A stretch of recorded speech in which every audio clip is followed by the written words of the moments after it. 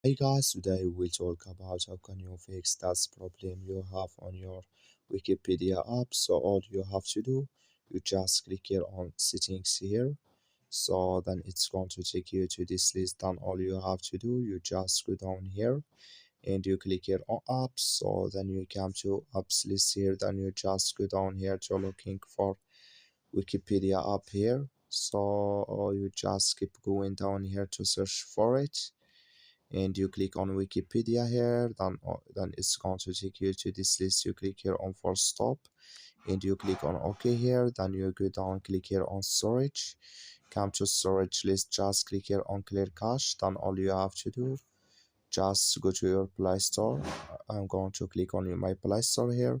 You search for Wikipedia app, it's going to show for you like this. You will find here update. Just click on it, then it's going to fix with you. That's all. Thank you for watching. Don't forget to support us by liking and subscribe.